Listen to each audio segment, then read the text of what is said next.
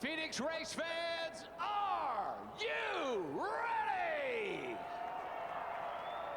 It's time for those most famous words in all of sports. Please welcome tonight's Grand Marshal, Maricopa County Supervisor Steve Gallardo, as he gives the command. Drivers, start your engines!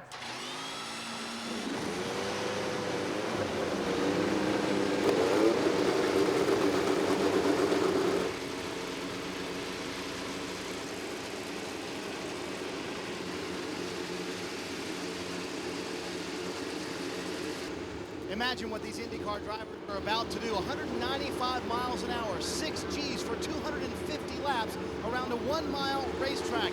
Will Power told me a moment ago, if this race goes green, I'm not sure we can make it all the way until the end of this race. But he made a great point. We aren't in race shape yet. Just the second race of the season.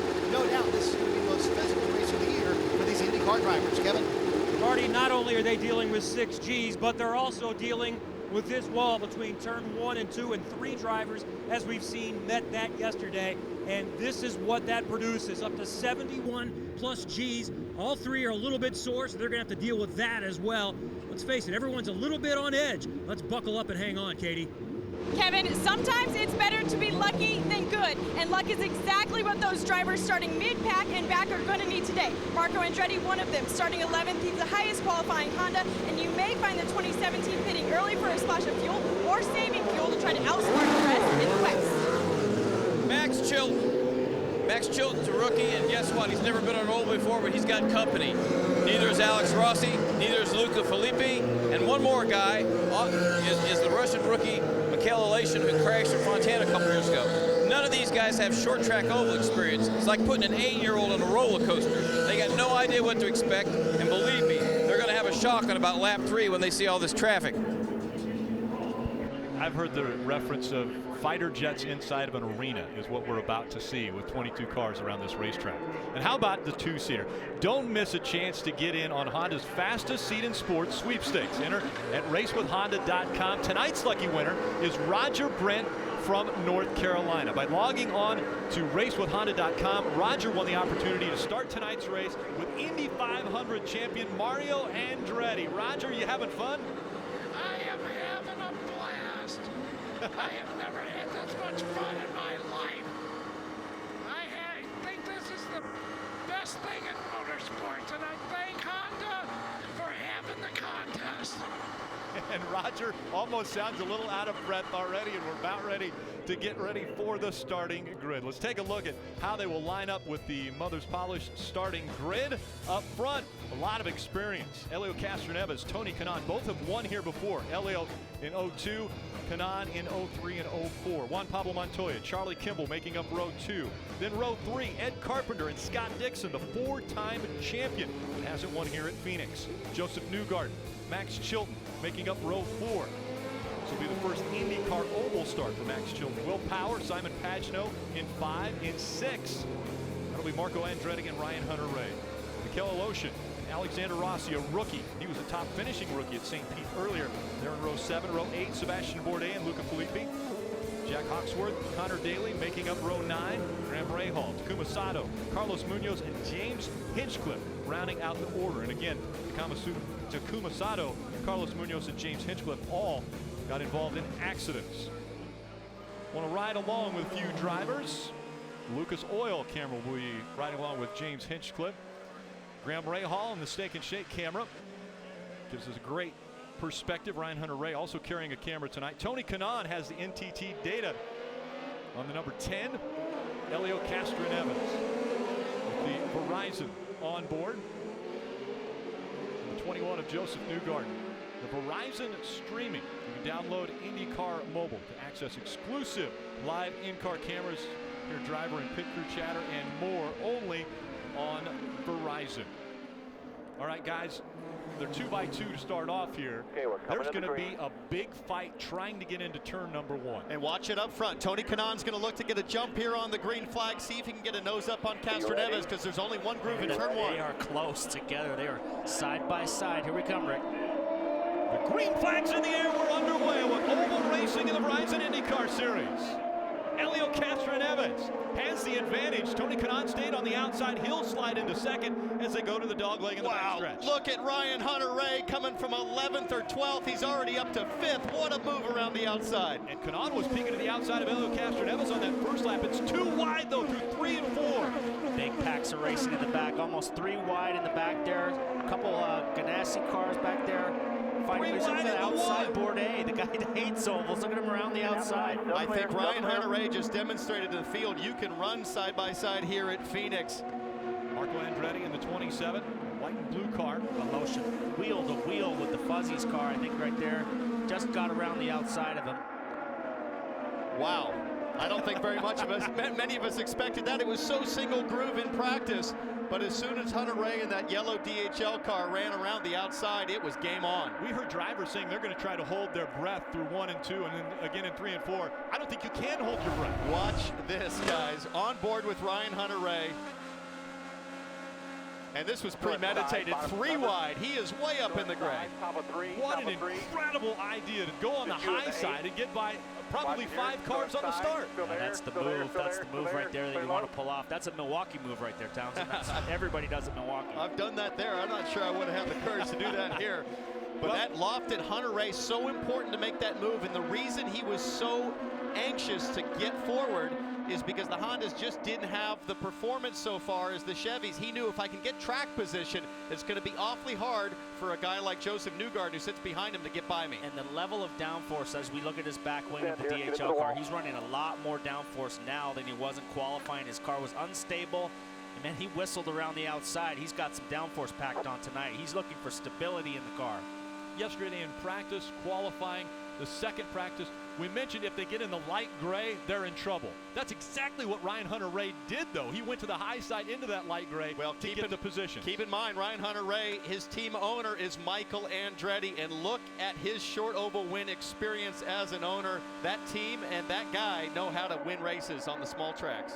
Elio Castroneves has Tony Kanaan right in his wheel tracks as they go in the front stretch and into turn number 1. Again, turning laps in 20 seconds around this 1 mile track. You know, Kanaan told me he was going to go for it on the start, but now since he couldn't get it, he's tucked in, he's sitting in the draft, he's probably trying to save some fuel. This race can be done fairly easily on 3 stops, so I would say that now Kanaan and Montoya are going to be sitting there and breathing it and trying to save some fuel. Except for the fact that in about 4 laps here, they're going to catch the tail end of the pack. Currently, that's James Hinchcliffe. And all of a sudden, yeah, you can be saving fuel, Paul, but if you have to check up in lap traffic, Kanaan and Montoya, Kimball, they're going to be there ready to pounce. Look at Kimball. What a strong weekend he's had so far this weekend. He's gotten really, really quick on the ovals. I talked to one of his mechanics, and they said he's got a guy that we got to keep his confidence up, and when his confidence is up, he's really good everywhere. Riding along with Josef Newgarden as he trails Ryan Hunter-Reay. And Rick, there you see an adjustment we're going to see almost every lap from a lot of these guys. He reached down with his right hand to soften the front roll bar because he's getting close to traffic. He wants a little bit more front spring roll with the anti-roll bar. Get grip. You see him dropping down low, trying to find the grip. And there's the telemetry. Wide open throttle. He's saving a little fuel there. He's lifting on the straightaway to just burn a little less fuel. Kevin? I think Josef Newgarden saw how this race was going to be. While a lot of drivers weren't sure what the racing was going to be like, Josef told me a couple of hours ago, I think this race is going to be fantastically entertaining. It's not going to be side-by-side racing all the way around, but you are going to be able to pass. He said, I haven't really had the opportunity to run in a big pack, so it's also going to be an early test session. I've only run behind 1 or 2 cars before, so I still want to see how the car handles in that big pack, Marty. Kevin, it's going to be an interesting study tonight. As Townsend just mentioned, you're going to see these drivers adjusting on the cars all night long. The cars tend to start tight early in a run, and they loosen up as the run goes along. Also, the tires are falling off tremendously, so there's a lot of elements in here in the game tonight. And Townsend, that's tough behind the wheel because you constantly have to know how your car is handling and how to adjust for it, don't you? Well, and at 19 or 20-second lap times, you don't have much time to make those adjustments, especially if you're in a battle like Newgarden is right now with Max Chilton, another rookie in this field, the 4th Ganassi driver, who's doing one heck of a job to challenge early in his first ever IndyCar oval race. Looking out over the track, we've got 3 packs of 7 cars, and in about 2 laps, the leader, Castroneves, Kanaan is getting to run him now. He's going to catch James Hinchcliffe for his first lap car in about 2 or 3 more laps. See that front wing vibrating on Max Chilton's car. Again, turning upwards of 192, 93 miles an hour, entering turn 1 and turn 3 here at Phoenix. Now, all of these guys here that are, say, 2nd through 4th, 5th, 6th, 7th, I mean, frankly, everybody behind the Castroneves, the leader right now, they're just looking to hold position and save fuel, save fuel. About 60 laps on a full tank of fuel. If you can save gas and stretch it, you might be able to do this race in 3 pit stops. Yes, we see Hinchcliffe in the frame now. He's going to try desperately to keep his lap. You do not want to go a lap down this early in the race. And the race officials said in the drivers' meeting earlier today that they will display the blue flag only when a driver has gone a complete lap down. So Hinchcliffe has the right to try and hold off Castroneves to stay on the lead lap. Elio Castroneves out in front, winning the pole. He was able to hold off Tony Kanaan at the start of the race, and now trying to pull away. You're watching NBCSN's coverage of IndyCar, brought to you by Steak and Shake, home of the original steak burger, proud sponsor of the number 15 and Graham Rahal. Teammates nose to tail. Here comes Juan Pablo Montoya, looking on the back wing of that 3 of Elio Castroneves. We saw Juan Pablo Montoya get by Tony Kanaan. And he's got the heat all over Castroneves. Castroneves hasn't been able to find a way around Hinchcliffe, but you got to watch out for Montoya. He's a guy you never want to take your eye off the mirror if he's behind you, because he'll sneak up on you. PT, he is sneaky, man. He got by Kanaan there during the break. Kanaan was just playing it conservative, I think, saving fuel, and didn't really expect Montoya to stick a nose in. Now Castroneves got the same issue to deal with, as Castroneves is really working there on Hinch. Marty. A lot of experience up front there as Juan Pablo Montoya tries to get by his teammate. And this is kind of what we saw in practice. Elio Castroneves' car was very good in the early part of the run. We talked about that tire degradation when the tires fell off. Elio's car fell off. He told me pre-race, I think we found something at the end of the final practice that might cure that, but obviously his teammate just a little bit better. And we just saw the blue flag come out, the flagman waving it for Hinchcliffe because he's just in front of race leader Elio Castroneves. Yeah, that's different than what I heard in the drivers' meeting, but that's informational, not a command, I don't think. The whole field is running the same pace. Castroneves 20.6, Hinchcliffe 20.6, Sato, who's second to last, 20.6. So everybody's running at the same pace right now. So I'm sure Castroneves is on the radio saying, hey, I can't get by this guy. Because if he could, if there was clean air, he'd be a lot faster than a 20.6. So that's the challenge here on short ovals with big wings. And that makes sense from what James Hinchcliffe told me, that he's up to speed now. He really didn't know what he had at all coming into this race. Remember, he crashed yesterday, didn't qualify. They had to thrash to just get out for the last 5 minutes of practice. So he said, we're really going into a test session from the beginning of this race. And he said, I'm not going to do anything like what we ultimately saw from Ryan Hunter-Reay. The risk is not worth the reward. We're not going to try to go to the high side. We want to survive, get to the first stop, and try to make the car better each time. Laps clicking off so quickly. Drivers that are middle of the pack, even back of the pack, might think of short pitting, but in this situation when you're under green, if you pit under green, you can lose 2 laps easily the time you're on pit road. Yeah, you're almost certain to lose 2 laps under a green flag stop unless you are directly behind the leader. But I don't think anybody's going to take the chance at this point, especially when the strategists watch the fact that, hey, it's very difficult for the leader to get around anyone, so we might as well stay on the leader strategy. The battle for the lead is the best battle going around. These front 3 cars have broken away from Charlie Kimball. They have a bit of a gap to Charlie, and then Dixon is a little bit further back from him. So these front 3 cars are pacing the field right now. It's Castroneves, Montoya, Kanaan, Kimball, Carpenter, Dixon, Hunter-Reay, Newgarden, Chilton, and Power. That's the top 5. We have to remember that Juan Pablo Montoya running there in second lost the championship on a tiebreaker last year. He came into this season, dominated in the first race at St. Pete. And Paul, I think he's got the strongest car. There are no holes in his game so far this season. No, absolutely not. I mean, Montoya is a guy year in, year out. Since he came to the sport from Europe, he was runner-up in Formula 3000. Went to Formula 1 after his IndyCar career, a couple championships. Won races in Formula 1, then he went to NASCAR, won races in NASCAR. He's back in IndyCar, winning races, challenging for championships. The guy's, he's the complete package. It's almost like a determination in see him, isn't it, guys? You can see a little bit different spark in his eye, if you will. And he told me this was the place he first came to test at when he got back into an IndyCar. He said it took him almost the entire day to go wide open around this place. His teammate Helio Castroneves, he was doing it within 5 laps. He said, I've had to work my way up to this, but you can see Juan Pablo Montoya has a little swagger, and that's a good thing, isn't it, PT? Well, there's nobody that's got more swagger than him, that's for sure. As physical as this racetrack is, the drivers are experiencing something they haven't experienced before. This is the longest green flag run they have been on, as the captain watches on. You saw it at home. The lead change takes place when Helio Castroneves' right front tire goes down. He's able to save it, make it to pit road. Don't tear up the car. So don't tear up the car. You just heard Roger Penske mention that. Marty. And that's agonizing to come down pit road at 50 miles an hour while everybody else on the track is doing 195 miles an hour. You see that right front come apart for Helio Castroneves. Now, we did have one tire come apart at the test here. He also stalls the car. You see them get the starter out. They're going to put him down. They're going to have to refire the car. We did have one Firestone go bad during the test here. They took it back. They diagnosed that that was a cut tire and not another issue with the tire. Precious time being lost for Helio Castroneves here on pit road, but a right front coming apart in the middle of that run. Huge for Helio Castroneves as the right front tire goes down.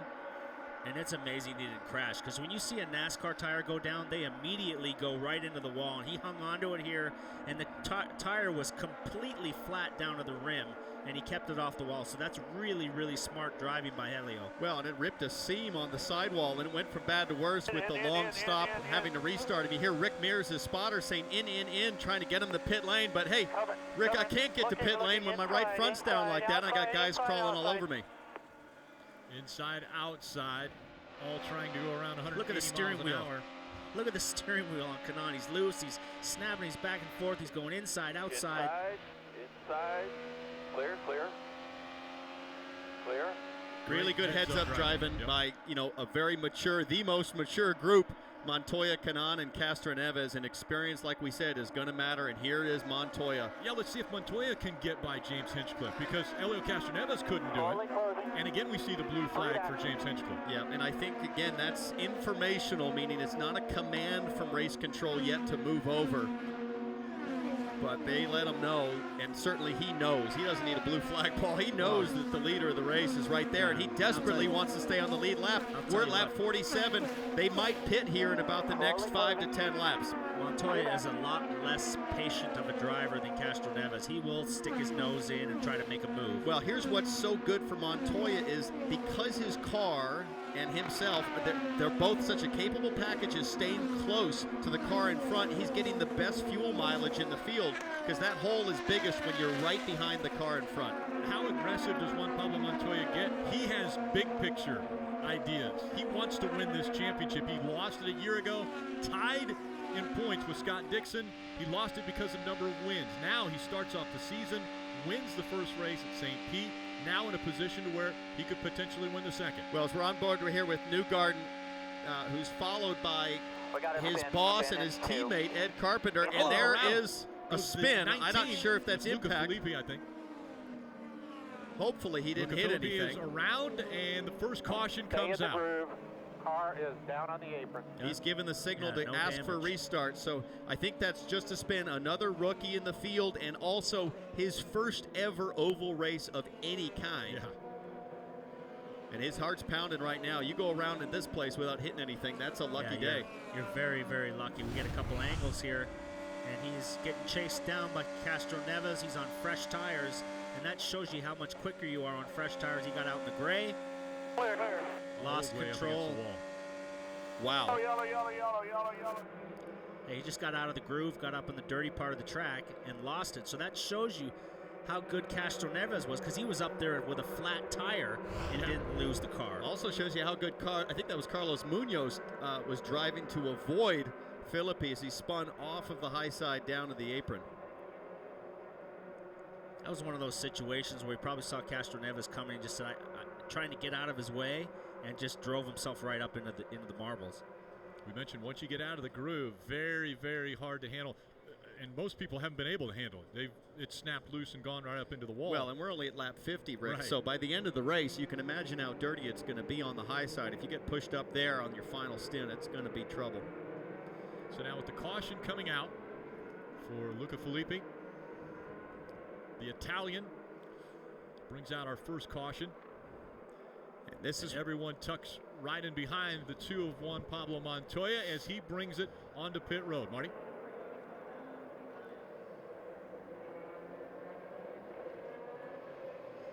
Juan Pablo Montoya will come all the way down pit road, and he said, like all the drivers that we had talked about, was understeer at the start of the run and oversteer at the end of the run. Very loose at the end of the run for Juan Pablo Montoya, the leader. Going to be interesting to see this race off pit road. Very busy. You see Tony Kanaan leaving pit road. Charlie Kimball with 4 fresh tires as well. And there's Juan Pablo Montoya with his 4 fresh tires and the turns on the wing, trying to make it better. He said it was loose, especially in traffic, and Juan Pablo Montoya will win the race off pit road.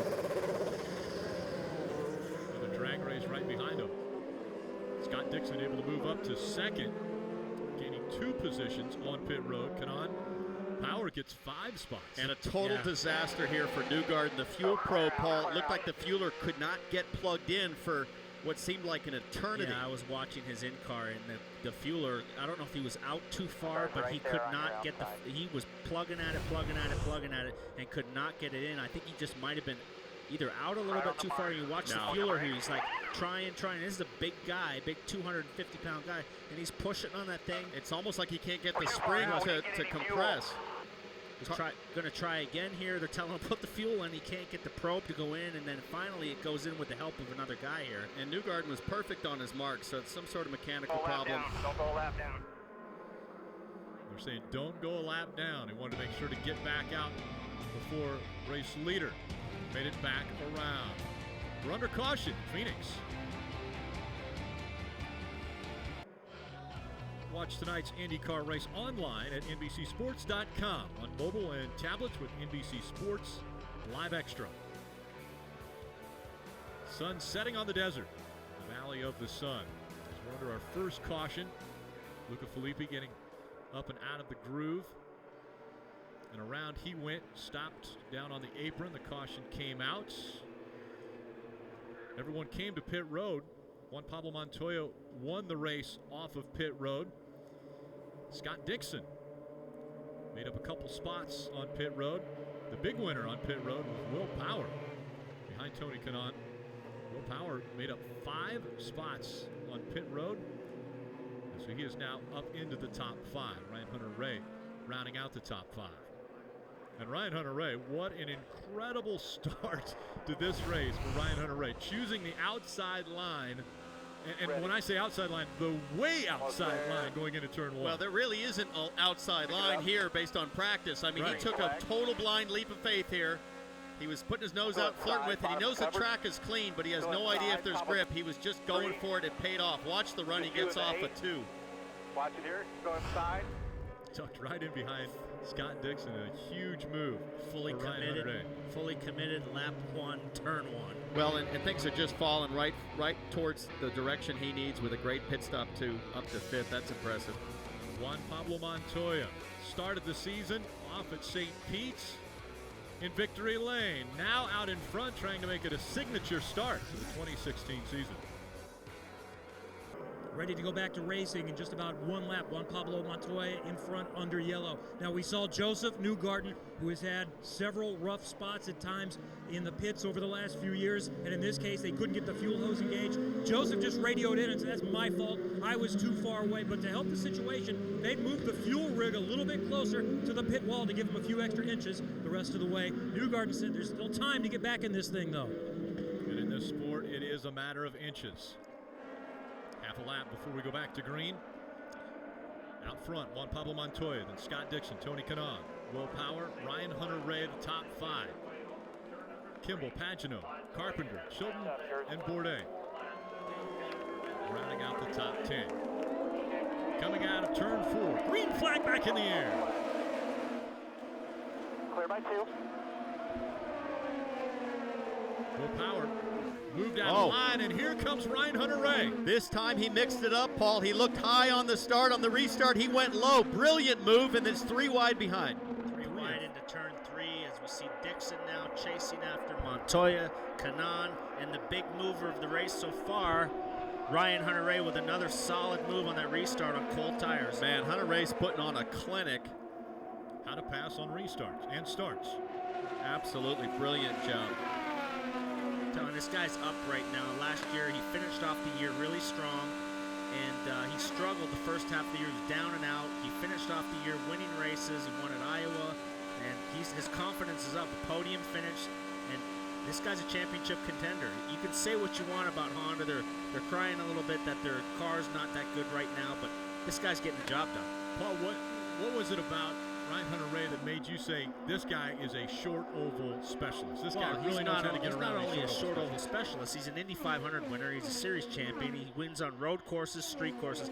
He is now in the elite level of a Montoya, Dixon, all these guys that can win anywhere, any place, anytime. And he's showing he can get around about anyone. And he's proven his ability year in and year out to bounce back from adversity. The year he won the championship, it was not smooth sailing. It was filled with DNFs and challenges, oftentimes not of his own making. And this is in another situation where he can't deal with some of the other issues, but what he can deal with is what he does in the car on the track. And so far, it's really looking good tonight. Now, the challenge is, as we stretch out here with green flag running, the gap is opening up just a little bit as those three Chevys are pulling away from Hunter-Reay. Well, and we have seen in practice and qualifying a domination by the Chevrolets. And now all of a sudden, we're seeing Ryan Hunter-Reay show some strength here as he's moved up to fourth. Katie. Yeah, we see Tony Kanaan in third right there. He did lose a position after that pit stop. He was running second, started second. He was complaining of a vibration in 1 and 2, but the team thought it was just the tires, so they went ahead and just simply put on a set of fresh tires, no adjustments to the cars. Tony said he's going to be extremely aggressive during this race. These short ovals really fit his style. Of his 17 career wins, Rick, 15 of them have come on ovals. How can you be more aggressive than going 190-some miles an hour going through the turns? As you look down at the camera here, we have Aloshin and Chilton getting a run on him. Got to give some props to Aloshin. His last oval race, he ended up in the hospital with a broken back, and right now sitting in ninth, and a great finish to start the season off at St. Pete. So this guy's really back up on the pipe, Townsend.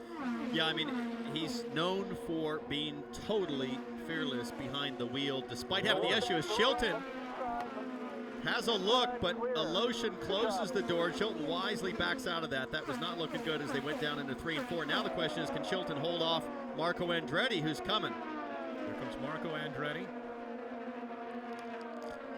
in the blue and white. Aloshin missing all of 2015.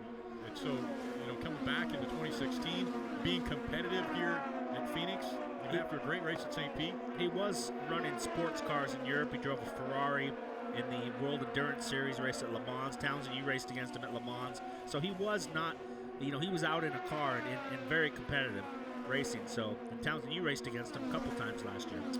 Yeah, I mean, we were in different classes at Le Mans, but their garage was right next to us. As Chilton has not given up, he's taking every lesson he can here. He's just, I'm sure, soaking up the information as a rookie. Yeah, keep working it, stay patient, keep working it. There you hear his spotter saying the same thing. Chilton in the 8. And what Chilton's going to be doing is this is his first chance to really experiment with the oval controls, your roll bars and your weight checker. What does that do? How does that allow me maybe cross over in the middle of the corner and try to get a run and keep the pressure on? Yeah, this is the first race, first opportunity that Aloshin has had here because he couldn't get into the country because of his visa. So he missed the test, never been here, and running in 9th place is an incredible job so far. And Max Chilton wants to take that position away, though. He has been dogging the back of the 7.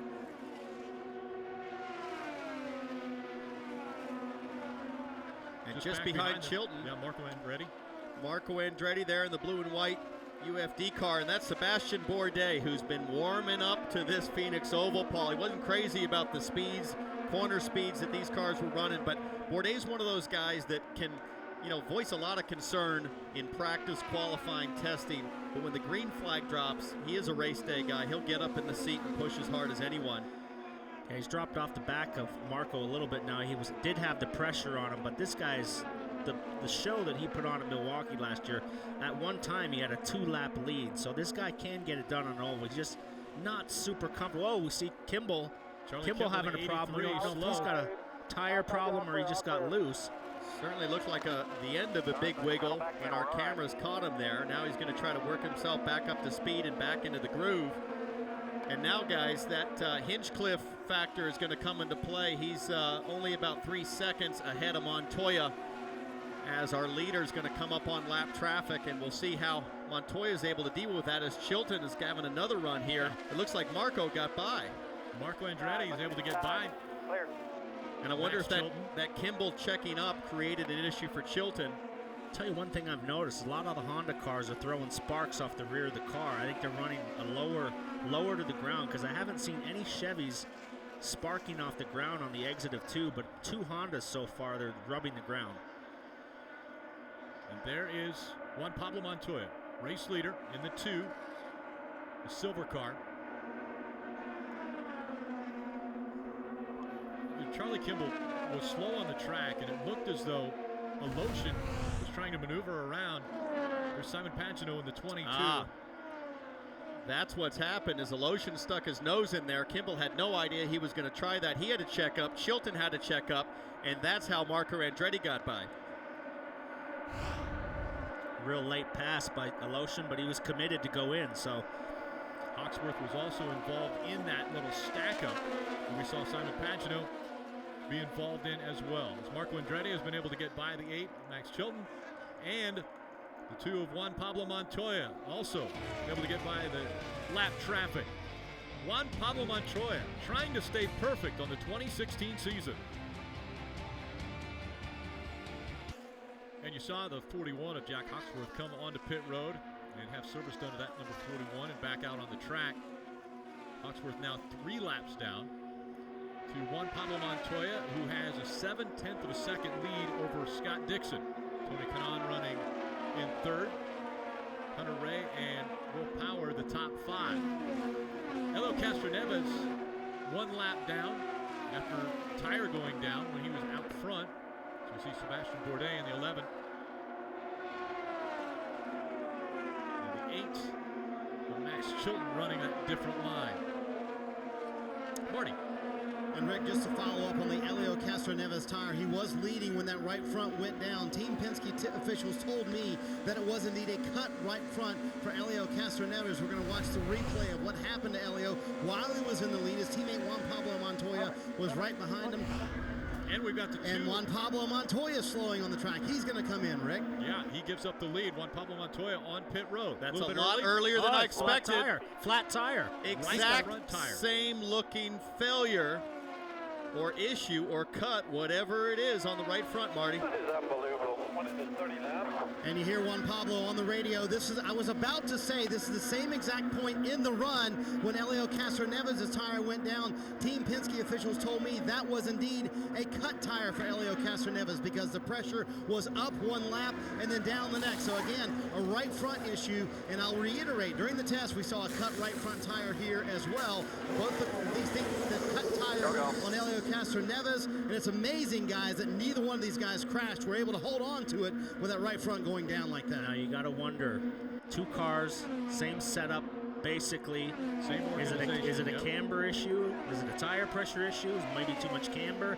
Working that inside shoulder too much? Because we haven't seen any Ganassi cars or anybody else in the field have a problem yet. Nobody. It was both Penske cars that had the right front tire go down. Well, and to Marty's point, to be at exactly the same point in the stint is awfully coincidental. But Juan Pablo Montoya wasn't leading, obviously, when he ran the first run and went quite a bit further than Helio Castroneves did. It was the second run that the tire cut when he was out front. I'll tell you what's crazy is on a track that we're producing 5 Gs in the corner to lose a right front and not crash twice in a row. Yeah, that's amazing. Car's on the ground, on the skids now, and it's skidding across the track. And so, good job by both of those guys not to crash, but you really got to wonder, is it a setup issue because nobody else has had a problem? Well, they'll be watching Pagino and Will Power very closely now. But on the same token, don't forget we have had 3 massive crashes, shards of carbon fiber everywhere. It is possible. And this racetrack, they try to clean it as well as they can. There's sweepers that go out after any type of an incident. But as you mentioned, yes, there was explosive accidents that took place. And there's the tire. And guys, I will make a note that it was the inside shoulder of both tires, the one that came off Helio Castroneves' car and the one for Juan Pablo Montoya's tire. We're going to wait for official word from Team Penske or the Firestone officials, but it was the inside shoulder of both tires that went about the same point in the run as you mentioned, Townsend. And keep in mind that on this straightaway, on an oval, that right front, only that inside shoulder is actually on the ground. They camber it so heavily so that in the corner, it goes level and you get the full surface area. So that is the only piece of rubber in contact in a straight line. So Scott Dixon has taken over. Much longer here, bud. Keep it up. 5 back. That top spot now that Juan Pablo Montoya had the right front tire go down. He's led 9 of the 104 laps we've already completed. Right behind him, Tony Kanaan, who started on the front row, dropped back, got passed by Juan Pablo Montoya. And Kanaan now running second. Ryan Hunter-Reay has been really the incredible story of his start and restarts and the positions he's been able to make up. Right now, sitting on the podium in 3rd place, we've got a long way to go. So more restarts with how he's been running. He could certainly win this race. And here we are with Power, who's a guy that we haven't mentioned at all. He's in 4th place, so he's steadily moving his way forward. And Will Power, this is his first start of the 2016 season, not able to start at St. Pete because of an inner ear issue. So Will Power running in the top 5. Just behind him, Ed Carpenter is running in the 5th position. And Ed Carpenter showed great speed in that first practice session and now backing it up in the race. Along with his teammate who unfortunately had that pit stop issue with the fuel rig, but the ECR cars have been very fast, super quick here at the test. And if he can have a trouble-free run, he'll be a contender at the end of this race. Looking for a podium finish is Ed Carpenter, driver-owner. Pagano, Aloshin, Kimball, Andretti, and Sebastian Bourdais also involved in the top 10. 10 laps, 10 laps. 10 laps. I was just about to say that I think we're getting close to a pit stop, and as we get deep into this tire run, it really gives us a sense for how much the car starts to slide around. You see that the gaps are getting bigger. You don't see guys sticking noses in like they do in the first 20, 30 laps of the stint. This is just hang on, save some fuel, and try to make it to the pit stop. Tell you what, as we watched Aloshin, man, we're back on board here with Kanaan, but Aloshin is moving forward, even as the tire wear goes down. With no experience, he's now all over the back of Pagano. Carpenter's right in front of him, so his car seems to be really good on the long run. What started off being a Penske-dominated race is now Ganassi out front. Well, I think the other story was Chevy domination, but I think what we've seen is that with some bravery, with Hunter-Reay going big, Aloshin being pretty aggressive, and some of your competitors, some of the Chevy guys having a few issues, if you can track position your way to the front of this field, you can hold it. Marco Andretti has been one of the loudest in the Honda organization, and he's making himself heard. He's made it up into the top 10. He's running 9th. Everyone chasing Scott Dixon, Phoenix International Raceway. Carlos Munoz right up against the wall, may have got into the wall. He had just pitted. Looks like he might have a tire down. I'm not sure if it's tire, if it could be damage to the back of his car. And the yellow flag now comes out. There was quite a few drivers that had just come to pit road. Now they're going to be caught quite a few laps down. For sure, because you'll go a full 2 laps down. Yeah, you can see the right rear is damaged. Yep. So he got into the fence. Want to turn. Copy. Damage to the right rear. That's the second time that we have seen the 26th of Carlos Munoz with damage. Yesterday in qualifying, he backed it into the wall. In turn 1 and 2, destroyed the back end of the car. Not sure what the issue would have been if he lost control or something else caused an issue. Remember, green flag pit stops on a short oval, it puts a premium on how quickly you can race around the apron. And on cold tires and full fuel, Paul, every hundredth of a second matters, but if you push it too much, it'll bite you. I don't really think this yellow really helps Castroneves. He's still a lap down and probably has to pit on this yellow. They would take this yellow. Montoya only pitted a few laps ago, but he's 2 laps down, so he's not going to get waved. He'll make up a lap, but certainly is going to be another lap down still. Pace car catching the field, so they will get behind the pace car before they'll open pit road once the caution has come out. I think it really helps Newgarden. Yeah, the guy who really took a hit for this was Ryan Hunter-Reay. He had just pitted and was looking so strong, and now it's really put him in a bad position because he's lost a lap. Our scoring monitor is showing 9 cars on the lead lap as pit road is now open. And you can see Ryan Hunter-Reay had his right hand in the air, almost like he was on the radio to his team, expressing maybe some frustration at the luck after things had gone so right early on. And here they come, Katie. Tony Kanaan comes into the pits from second place, just where he started. He's holding strong there in second place. The team asked him, does he want any changes? He says, absolutely not. The car is perfect, so they're going to put on a fresh set of tires, filling them up with Sunoco fuel. Marty? Leader Scott Dixon will make his way to his pit stall at 50 miles an hour as Tony Kanaan finishes his pit stop. For all these teams, they've been saying they've been loose at the end of these runs for these drivers. It's going to be 4 sticker tires for Scott Dixon. They're going to make an adjustment here as well with air pressure up front. Will Power is pitting as well. Scott Dixon waiting on the fuel. He finally leaves. Will Power up here. Dixon goes by. Scott Dixon will win the race on pit road. Tony Kanaan will come out third. Yeah, slow stop for Tony Kanaan. Yeah, really bad stop. The rear guy was having a problem. He's lucky that it wasn't a full field of cars that came in because it really would have been a penalty. He only lost 1 position. And how about Josef Newgarden? We watch here, the guy on the outside rear pulls the wheel off, puts the wheel on, he's struggling to get it on, and then he's got a problem with the gun after that, and you see Kanaan, he's got his hand up in the air. He's lucky that wasn't the whole field in, because he would have lost probably 5 or 6 positions instead of 1. Tony Kanaan, once again, started on the outside of row 1. Now 123 laps in, Kanaan still in the top 5, running 3rd.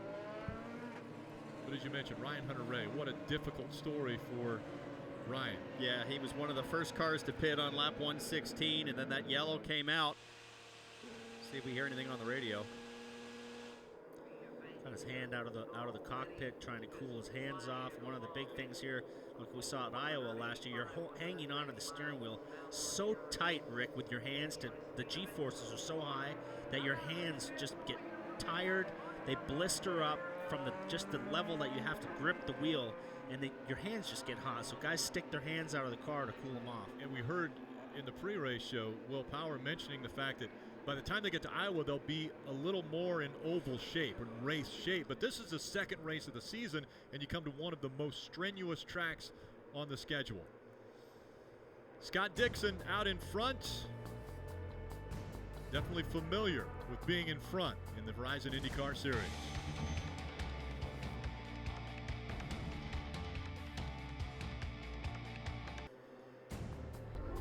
What a beautiful sunset in the Valley of the Sun as we're under the lights at Phoenix International Raceway. For some updates on what has just taken place, this most recent caution, let's start with Marty.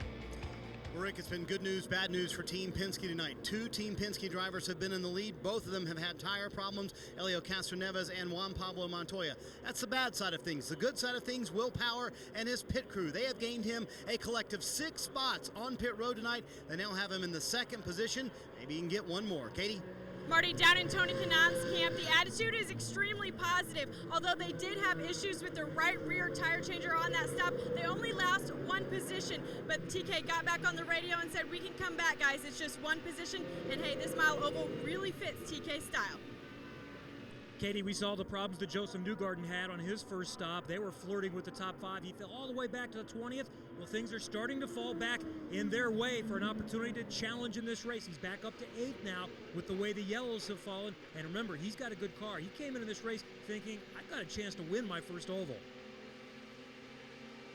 11 of Sebastian Bourdais, is coming to pit road, and that's because they showed him the black flag. The team actually told them to show him the black flag because they have no communications with him. So some radio issues with Sebastian Bourdais. And smart to do that because you're under yellow. You might as well get it fixed because it's going to lead to bigger problems if you don't deal with it. I got you. Yeah, it's hard to operate now on an oval without a radio. It can be done here because there's no side-by-side racing, so to speak, but at a place like Texas. I lost you guys. Unplugged my helmet set and everything and put it back in, and it wasn't working, so I don't know what you guys replied. Okay, 10-4 is working now. You're P12 at the back. Being told one to go at the line. Graham Rahal, one of the drivers still on the lead lap. He's moved all the way up to 5th. I mean, really benefited from all the drama there on the yellows and got lucky on timing. But now that he's up there, like we saw with Hunter Ray, right, he's in a Honda, he can stay there. Yeah, you won't find a guy that's more aggressive as well on restarts. He was like the guy at Fontana last year, and he's worked his way all the way forward from the back here tonight. So I talked to Graham for a solid finish. I talked to Graham earlier, Paul. He said last night they made tons of changes. He was really happy with the balance in traffic. So let's see if he can put it to work. Scott Dixon, Will Power, Tony Kanaan, Ed Carpenter, Charlie Kimball. Top 5 as they come out of 4. Green flag back in the air. Look at Graham. Graham making a move on Charlie. Went for the inside. Charlie blocked it. And now he's looking outside.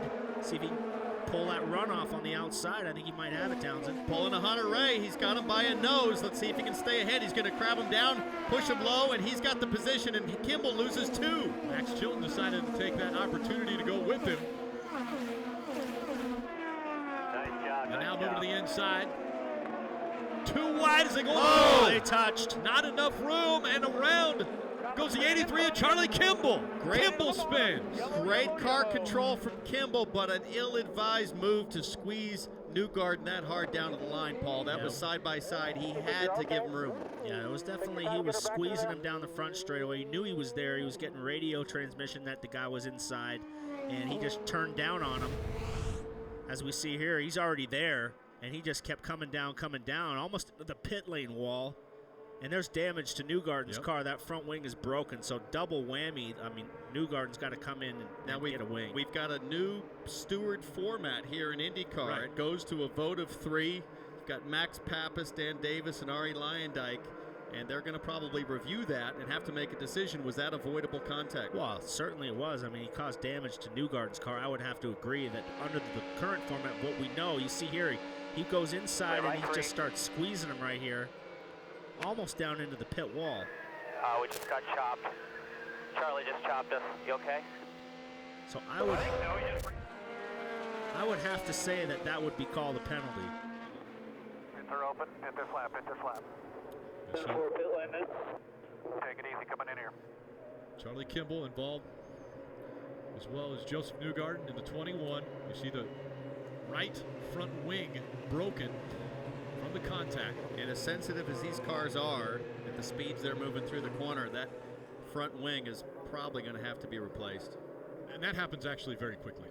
Yeah. I watch these guys in the garage. They can replace a front wing very quick. Kevin. Apologies to Josef Newgarden. We just jinxed him. Mentioned that he was back in the race, but now he's going to have to try to fight his way again. As you might imagine, he didn't have really kind commentary for Charlie Kimball here just a moment ago on the radio. So he's going to come in.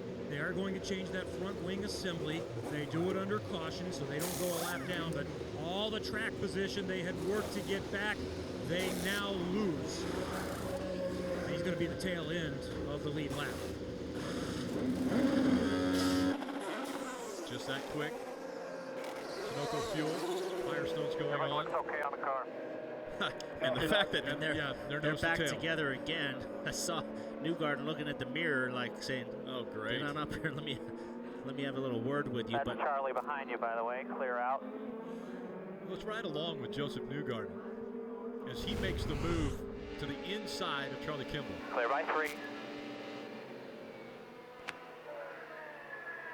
We just got chopped. Charlie just chopped us. You okay? I think so. He just ran down on me. Oh, yellow. Well, Josef sort of just called it like it is. I mean, watching on board with Castroneves, that's Newgarden up ahead, down low. You're clear. and he couldn't be any lower, Newgarden, to stay out of the way. Good job, good job. Castroneves a lap down after cutting a right front tire earlier while he was leading. Scott Dixon is out in front as the sun is now set on Phoenix. We race under the lights at Phoenix International Raceway. How about an attaboy for Alexander Rossi, the 98? I think he's done a tremendous job. Another rookie on an oval, period. Never done an oval race. Obviously raced in Europe, run in 9th, and stayed out of trouble. He's been smart tonight. Everyone tucked in behind Scott Dixon. Will Power running second. Green flag back in the air. On lap 143. That's Ed Carpenter showing a nose on Kanaan. Ed Carpenter in that dark green Fuzzy's car, and then look at Graham. Rahal on the outside, same move on Carpenter. Carpenter's tough to pass. No. Look at Chilton. Chilton took advantage of Rahal on that. I could see that coming, and I was rooting for him to back out of it. You cannot go 3 wide through turns 3 and 4 tonight. How about Ryan Hunter-Reay, though? The guy has shown that you can go places we didn't think cars could go at Phoenix. Well, he's been one of the fastest cars tonight, and he's working his way back forward. He was 12th, now he's back to 7th. Josef Newgarden almost has another issue. That's the same issue he had with the 83 Charlie Kimball, who we understand is going to receive a drive-through penalty for avoidable contact. Now, he's got to run, and he's got a great run. Outside, clear. Able to clear Hawksworth. Now he set his sights on the 19 of Luca Filippi. It's cooled down now a little bit. We're under complete darkness now, and look at these guys. They're getting more racy now. Oh! Dig into the wall. Hold on, hold it. Stay up there, stay up. Pretty just kissing the wall, but the caution will come out. Pretty good clip to the right rear. Checking to see if anything's broke. He's all right. I think he just brushed the wall. It's pretty light, I think. But that he went for an outside move, got a little bit out in the gray, and the front end took off, and he was a passenger. I love your cowboy spirit, PT, but that was a pretty good nick. You're going to want to get to pit lane and make sure that the toe's not totally out of whack. Whistled in there on Montoya, got a little wide, and it was up in the dirt. Not a super hard hit, just a nice little kiss, but he's definitely going to take this opportunity to put some tires on it, get going again. He's been strong tonight. I've had a kiss like that and been able to continue, and I've had a kiss like that and ended up in the hospital because I thought I was able to continue. So it's definitely a 50-50 deal. Pit road then. Big thing there is they'll check the tie rods, make sure the toes are good, but you could have a CV that could be damaged that could break on you. Good, but I think we should take a look and we can top it off, and maybe with a little yellow so we can make it from here in the end. What do you think? Bourdais running 10th. He is. I was just going to see if. I don't know. I guess we'll see. It just looks like not sure everything's down on the corner, but I guess we'll find out. I think they're playing our roles. You're like the team owner. I'm like the driver. Saying, man, I don't know. He was shaking the car around. I think he might think he's got a tie rod problem. He thinks something's down on the right rear. So he's moving the car around to see what it feels like. But that's the thing. It could have either bent the toe link or it could damage the CV. But you won't know, Paul, really here until you get up to speed. I think we should come in, buddy. We got more to lose than we got to gain if it's not right. We're going to lose. And that's the voice of Jimmy Vasser. They're open. Bring it in. Guy with a ton of experience on ovals. Well, if they can save fuel now from here to the end and get a couple more yellows, like Jimmy said, they might be able to just run to the end. Well, they're the second to last car on the lead lap, so it's not a huge penalty for him. He's only going to let Newgarden by in terms of cars on the same lap. He didn't listen to the voice of reason. Well, pits might not be open yet either. So. Hey, bud, you don't want to bring it in? You can at least stay out? Talk to me. I don't know. Do we think we come in? That's just taking a bunch of front wing out of Takuma Sato, so he was a little too loose there. Yeah, I mean, to your point, Townsend, he really has nothing to lose. There's only one other car behind him on the lead lap, so why not take that? You're only going to lose one position and have fresh tires. Well, but here's the thing. You're going to lose. Bring it in. Where you're going to lose one position, but then you're going to end up behind all of those lap cars. And he is on pit road now, so Sebastian Bourdais, after getting into the wall, coming out of turn 4, is making his way to his crew. Charlie had to serve a penalty. We're going to be at the back, but we're going to have fresh tires and more fuel. We'll have a longer window if it stays green. Let's go nice and easy. 3, 2. Jimmy Vassar talking him in, coaching him through, and debating on what they should do at this point. They'll take a look at the car and make sure all is square. And what Jimmy's talking about with a longer window, now with 100 laps to go, it gives them the chance to stretch it and see if they can catch a yellow after everybody else has to pit, and that might loft them right back up to the front of the queue. Start finish, be all clear out here. The LED display shows where they're running, where they're scored. And it also gives you the time on The pit in the time. box. It's pretty cool. So Sebastian Bourdais is scored 11th. He'll be the last car on the lead lap. Marty.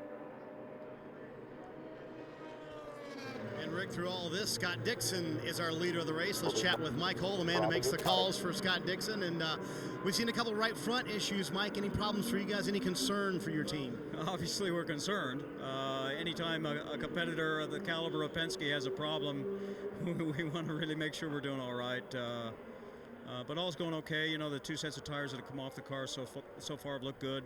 Looked a lot like they did last night, and they did when we were here for the open test. So a lot of confidence in what Firestone does. I wanted to go with the line here. I want to ask you, though, fuel-wise, are we now where we're in a window where we can do it on one more stop? I'm sorry, I didn't. Are we in a window now where we can do it on one more stop? Well, we think we can. This is short track racing, so a lot happens here, so we'll see how we go. Scott Dixon, certainly one of the best at fuel management, trying to save all he can under caution. And these caution laps certainly helping out for that cause as well. Fuel mileage potentially coming into play. The short oval. Restart. Green flag back in the air. Here comes that yellow DHL, Hunter Ray, straight to the front, passes two cars with a big wiggle in turn one as he works the outside of Ed Carpenter. And they were 3 wide behind him. I'll tell you what, he really stacked the field up. He went in the middle of the corner and then backed off of it and stacked the whole field up. Look at this. Hall That's trying to tight. get by Ryan Hunter-Reay, not able to make the pass. Ryan Hunter-Reay, Yes. what a move, all the way up to 5th now. It looked like Dixon took off early, checked up in the middle of the corner, and everybody was coming up all over him, and it just really made for a wild restart. Nice job. Let's get a lotion real quick. I don't know what Hunter Ray had for a pre-race snack, man, but he is You want 2 of those before the he Indy? is something fierce out there tonight. Absolutely confident in the car, knowing he's got to make everything happen on these restarts. Scott Dixon, Will Power, Tony Kanaan, Ed Carpenter, and now it's Ryan Hunter-Reay in the top 5. But what an incredible job Ryan Hunter-Reay has been doing on starts and restarts. He's been giving us some great replays, and look at the jump. Wow. 3 cars. Now watch what happens as he comes into one. So they're clear. Woo! You can see the rear sidewalls Yeah. deflect with the big wiggle. Number 20. And then Graham Rahal looks as though he wants to take a look and get by Ryan Hunter-Reay. He doesn't want anything to do with it, though. Inside, clear behind him. Ryan Hunter-Reay is able to stay out in front of Graham Rahal. Those 2 are the top running Hondas. Kevin. What a remarkable turnaround for Ryan Hunter-Reay, who was despondent when the yellow didn't work out his way. Remember when Carlos Munoz brushed the wall? Hunter-Reay had just pitted, so he went from 3rd to the tail end of the lead lap with lap cars in front of him, and he couldn't figure out how this happened. Now, ultimately, one of the reasons is they weren't saving enough fuel. Ray Gossel had been saying all through the stint, you've got to save more fuel, so that's why they had to come in a little bit earlier. But Hunter-Reay has been the star of the show tonight, and he's back up contending for this race win. Yeah, Ryan Hunter-Reay, we heard him on the radio earlier, as you just mentioned, not happy about how everything went with the caution coming out. Here's what he had to say. Did all those guys go another lap? Yeah, they haven't pitted yet. That's not good. No, we're going to be on the lead lap, but you're going to be at the tail end of it. You've got to be kidding me. How are we going to be at the tail end of the lead lap? I mean, you're telling me we were that much worse than everybody out there? He might be referencing fuel mileage. And that was two restarts ago. Correct. Now, as strong as Hunter-Reay's been tonight, Graham Rahal's back there, Paul. Yeah, he's still pretty fired up about what happened there on the first lap. He's got a little run going right here. So Rahal's car very strong. He looks a little bit of a block right there. Hunter-Reay turned in early and blocked that move. Chilton is right there. Chilton very impressive tonight. He's been racing some guys that are really, really quick in the series as a rookie. Simon Pagano just behind him.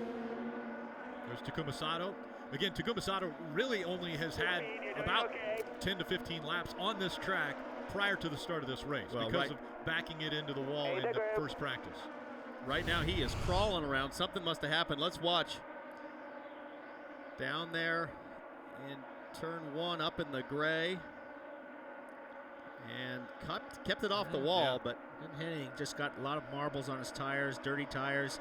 Take a lap, get it back up to speed, but he's still not back up to speed, so some issue going on there. He must be either really loose or has got a problem with the car. Previous pit stop, they took out that front wing. Maybe they need to take out more because it looks like the back of that ABC car is a handful right now as we're back on board with Hunter Ray and Graham Rahal still searching. all over the back.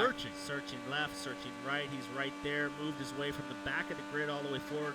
Hunter Ray coming back from the 12th, now up to 5th place. So if they get a couple more restarts, these two guys are the bravest in the field. They can possibly get by Carpenter. It gets a lot harder to get by Kanaan on a restart.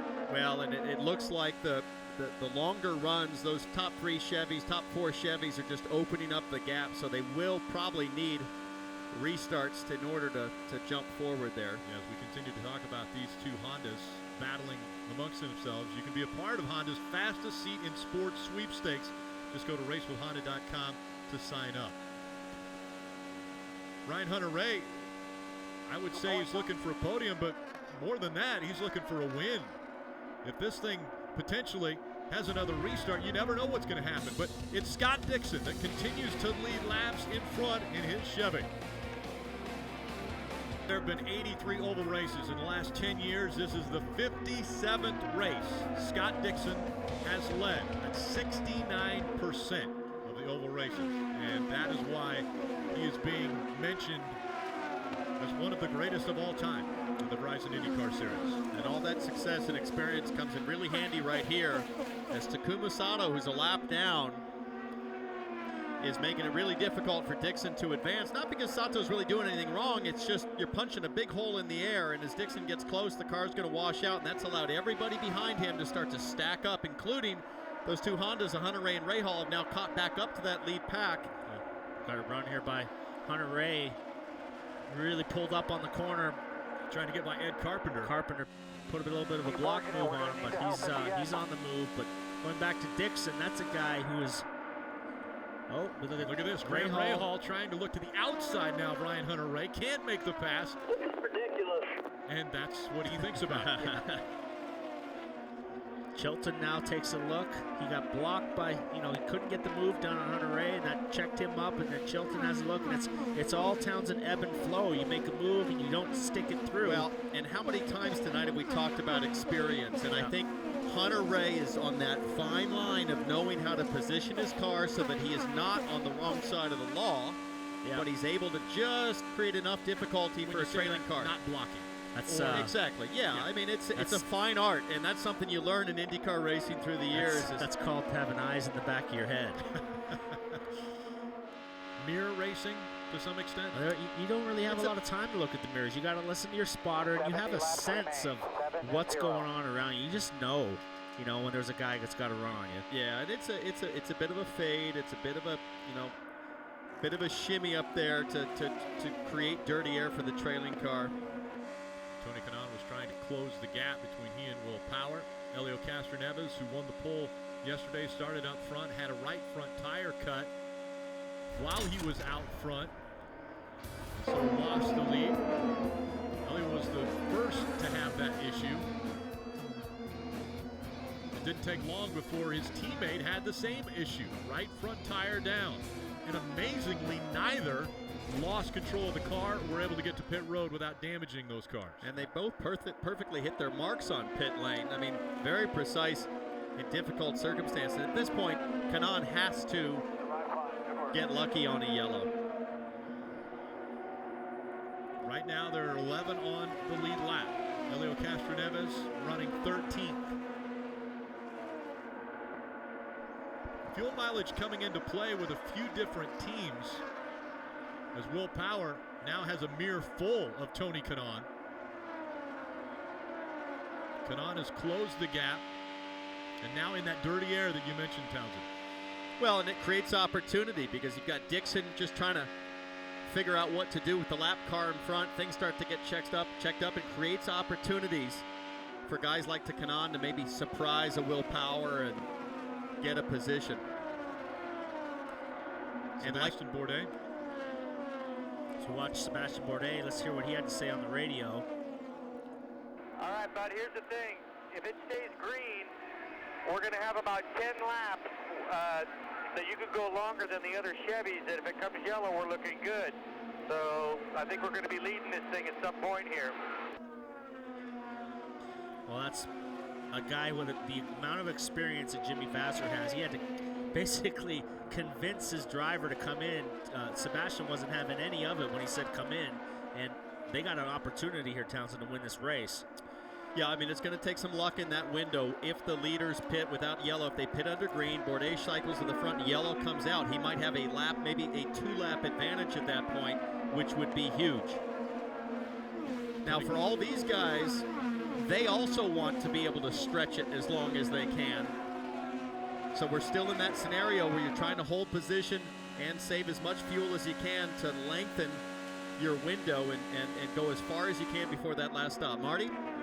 Townsend, how about the run for Will Power? Up in the second position, his pit crew has done the job today, and Will has done the job behind the wheel as well. Everybody asking about Will Power's health coming into this race. After missing the race at St. Pete, he hasn't mentioned a word about how he's feeling behind the wheel, so obviously doing very well. And these teams, these drivers up front pitting in about 6 to 7 laps, so it's coming up quick. Could be the final stop of the night and might decide the race. Well, one thing we learned from the first race in St. Pete is it doesn't matter what Will Power is feeling like, he's still fast because he went out and put it on pole, and tonight he's doing a terrific job. I'll tell you what, now that it's cooled down, it's dark, these front 5 cars are all nose to tail now. The racing is a lot tighter, and as we get down to 50 laps to go, 25 laps to go, believe me, you're going to see more passing, you're going to see guys get more brave.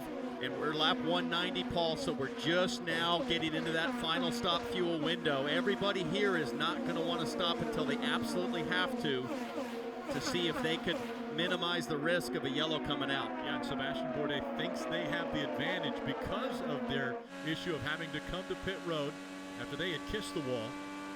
Came to pit road, changed the right side tires, filled it full of fuel, so they have about 10 laps more than everybody else on the lead lap.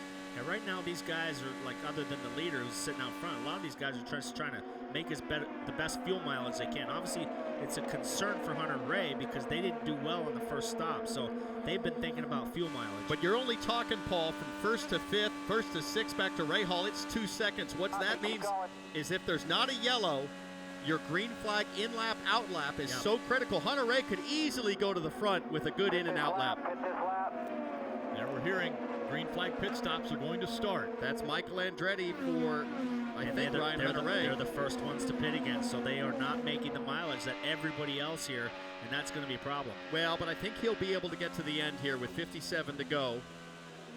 But let's watch him get to pit lane. Got to be so precise here. All the way down to 50 miles an hour on pit road. He can't speed on pit road.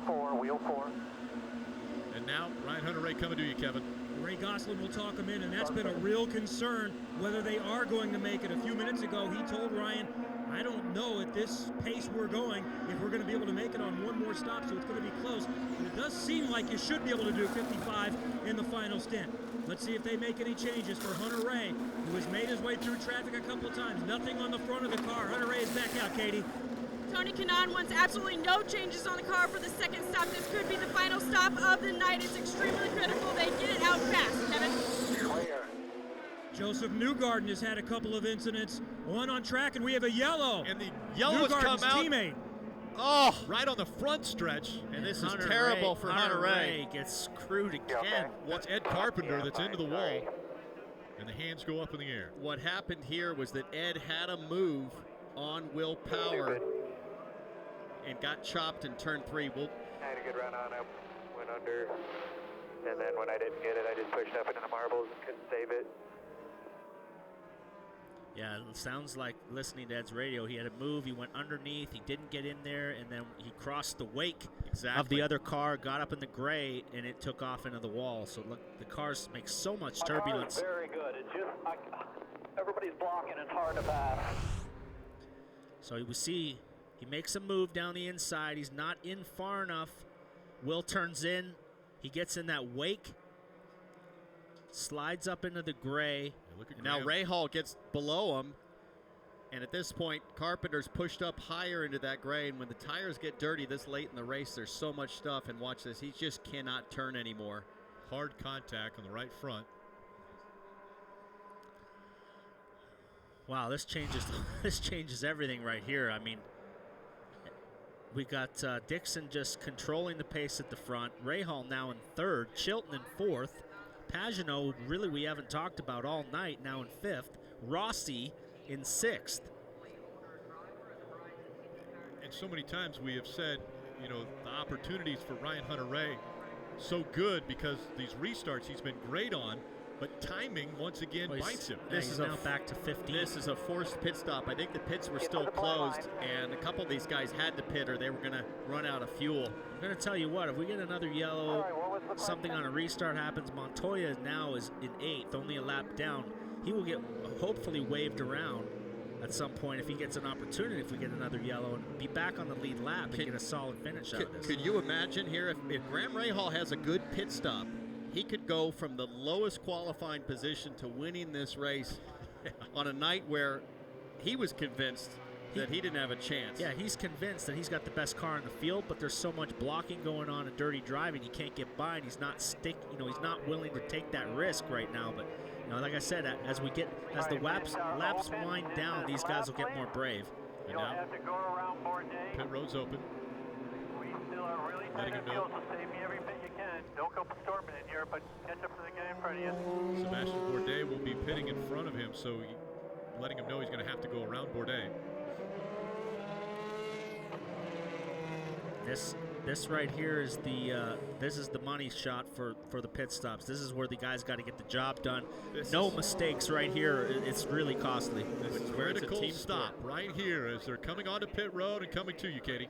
Max Chilton comes into the pits from the fourth position. The team was saying, Max, your lap times are right up there with the leaders, but we really need you to pay attention on the pit stops. We need you to go as soon as the right front guy tells you to go because we're losing time on these pit stops as we see the tires going onto Max Chilton's car, filling up with Sunoco fuel. We'll see if he can get out right in time. Kevin?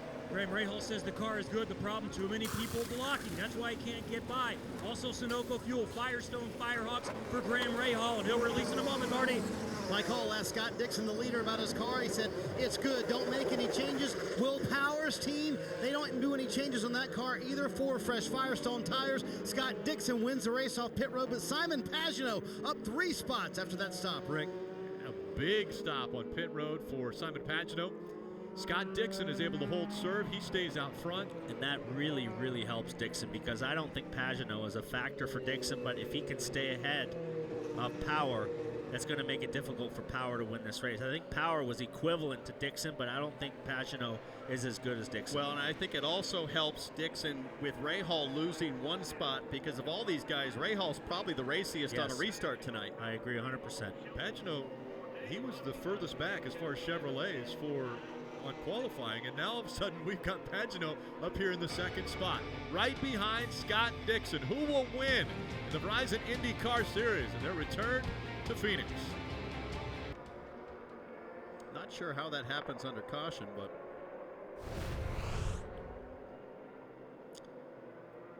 late commitment. Looked like he just locked the rears on the brakes. I don't know why he was coming to the pit lane from there, but it looks like he just locked up the rears on the brakes, transitioning from the banking to the apron. And Will Power may have had an issue on pit road also, Marty. And guys, we've wondered what happened to Will Power. Lost a couple spots on pit road. His team has done a fantastic job tonight, but here is exactly what happened. You see Will coming in, and he barely clips that left front tire. Will asked afterwards, did it do any damage to the wing? And Tim Cindric told him, no, it did not. You just barely grazed it. It should be fine. And that's why he lost all those spots. You see his teammate Simon Pagenaud going by as well. Will Power will restart 3rd on this restart and has an awfully good car. Just a question if he can get up there and play with Scott Dixon for the lead, Rick. Power just locked up the front tires as he came to the box. And tough box to get in because you're on the corner and you're kind of breaking in, and then you got to straighten up, and the box is kind of on a corner, so it's difficult pit box to get in and out of. And Helio Castroneves, Juan Pablo Montoya, both got back on the lead lap. So now we have 14 on the lead lap. Charlie Kimball's the last car on the lead lap. Scott Dixon still out front. Former F1 guy right here with Alexander Rossi. Max Chilton. How about the rookie tracker? Chilton 5th, Rossi 8th, Connor Daly 16th. And I think what's impressive is they haven't made any mistakes, but they've been very aggressive. I mean, they're really going for it. Very good racecraft. Chilton, very aggressive. Yeah. We haven't seen a lot of Rossi, but Chilton, this guy right here, he's been in the mix with really, really good oval drivers all night. You know, Hunter Ray and Kanan, and you know, he's been battling with all these guys all night, and these guys have been doing this a long time, so very impressive. Even though Max Chilton is a rookie, guys, he actually won on an oval last year, started on the pole in Iowa, then led every lap and won that race. So really not a rookie on these ovals, Kevin. Some really interesting radio conversation with Graham Rahal a few moments ago. You can see Mikhail Aloshin, you saw him just a moment, a lapped car right in front of Max Chilton. He said, hey, is there any way we can ask Honda if Aloshin can help us a little bit? Maybe he lets us come back up to Chilton a little bit. So that was an interesting talk. And all in line once again. Scott Dixon brings it back to the green flag in Phoenix. A little bit different approach to the start as we see a bunch of guys fan out in the back. Look at Hunter Ray around the outside, dirt tracking again. Looking for that run. He's obviously frustrated with being back where he's at. I'm impressed. Whoa, that's Bourdais. That is Kanan. That is committed right there, but by Kanan, you couldn't put a sheet of paper between him and Bourdais all the way around the corner. Josef Newgarden now on Bourdais. That's the first time we've seen somebody cut the corner on that dog leg. And it seemed to work out pretty well, man. I was up in my seat thinking there was no way that Newgarden could hang on down low. There's so much dirt down off the apron if you don't run on that like nobody's been doing tonight. But everybody knows this could be my last chance. This could be the last restart. Look at the blocking going on up ahead. They touched. That time they touched. Josef Newgarden has to get out of the gas, trying to hang on to it. He got out of it so hard. Look at these guys are all over the back. Bourdais, here comes Hunter Ray. Hunter Ray looking at the outside of Sebastian Bourdais. Tries to pass him on the outside. Yeah, didn't I tell you it'd get more aggressive once we got past lap 200? What a pass by Ryan Hunter Ray. And I'll bet that Kanan move on Newgarden is going to be under review, Paul. Yeah, all the way down to the bottom of the track. There was blocking definitely going on there. Ryan Hunter Ray, though, makes the move up now in 8th. Sebastian Bourdais behind him in 9th. We got Bourdais in 9th, but he's got the guy, arguably one of the fastest guys ever in an IndyCar, Montoya, now back on the lead lap, right behind Bourdais, and I would think that Montoya would want to get by as quickly as possible. 36 laps to go, and they click off very quickly here. Take another look at this restart, riding along with Tony Kanan. Kanan outside of Bourdais. These guys are side by side, tire to tire, all the way around the corner. And the IndyCar officials are reviewing that racing as well as this. Yeah, that's no bueno right there. Kanan coming down on the 21 of Newgarden. You know, you hear these drivers meetings, you hear the guys talk all the time. They don't want blocking. They all say, I won't do that, I don't do it. But when it's time to go racing, it's all for one and one for all. Well, and it's one of those things where right when Newgarden popped, Kanan he didn't go all the way to the line, but he moved just enough to force Newgarden down over the apron. Tony Kanan still trying to move back and forth to find the line. Try to get an advantage. It's like closing in on Chilton. Yeah, Rahal now just in front of these two, and he's got a gap now to these guys in third by power, so he is not as strong as he was earlier, and Chilton now is looking all over the back of Rahal. Well, and how'd you like to be Max Chilton in your first IndyCar oval race with the guy who's arguably the most experienced oval driver on your team, who's probably been coaching Chilton through this whole oval experience, and now you're ahead, and you've got a bulldog on your tail. He's got to run now, Kanan, right here. What's he going to do with it? He looks to the inside of Chilton in Oh, one. he's in the gray. He's in the gray. Chilton way up the track, but able to hang on to it. And that was. Here comes Josef Newgarden making the pass on the outside. And Newgarden now has Kanaan in his sights, and he has not forgotten what happened about 4 laps ago. And that was smart by Chilton. I think he knew that his teammate was coming. They told him he was right there, and he gave him room. That was fair of him, but obviously he lost a position. 30 laps to go. What will Josef Newgarden do if he's able to get up with Tony Kanaan again? This was about 4 laps ago. Very close call there between the 11 of Sebastian Bourdais and the 21 of Josef Newgarden. Between Bourdais, Kanaan, and Charlie Kimball earlier. Poor Josef Newgarden. He's one of the nicest guys you'll find in the paddock. I don't know what's going on. Well, they said there was going to be no passing tonight, but there's plenty of passing going on right now as this race really gets heated up here in the last 30 laps. Yeah, less than 28 laps to go. We're looking at the 83 of Charlie Kimball. It's still Scott Dixon. We can't forget about the fact that Dixon is out in front. Only 3 drivers have been out front today. Dixon the third. Simon Pagenaud has been able to hang on to that second spot, although he's about 0.7 of a second behind Scott Dixon. Will Power is third, Tony Kanaan and Graham Rahal are the top 5. We haven't been covering Dixon much. There's a reason, Rick, why they call this guy the Iceman. He never does anything, never gets out of line, he never puts himself in a bad situation, and that's why he's a 4-time champion. He's actually a little bit boring to watch because you never see him get too crazy, do something wild. No mistake. He just always puts in solid performances and never puts himself in a bad spot. Boring or impressive, it's whatever you want to call it, guys, right? But it has been impressive to watch Scott Dixon because the car was not that good early in the race. It was loose at the end of runs. They made a couple of adjustments on it, but the last 2 stops, you see Mike Hull on the right-hand side of the screen. Mike has not had to adjust that car at all. He's asked Scott both times, do you want anything for the car? He said no both times. Handling very well, kept it out front since he got the lead and hasn't let it go. And Marty, I talked to Scott Dixon this morning and asked him that question about adjustments in the cockpit. And this is where experience matters so much tonight. Scott told me you've got to stay ahead, meaning you have to anticipate if the front or the rear is going to need the adjustment and get that done in the cockpit before it gets to you, and that's where he's so good. Scott Dixon trying to check off another racetrack that he's been able to win at. He has never been able to win at Phoenix. His best finish came back in 2004 at this track where he finished 2nd. And he's typically not a strong starter in the championship. He usually takes to about mid-season to get going.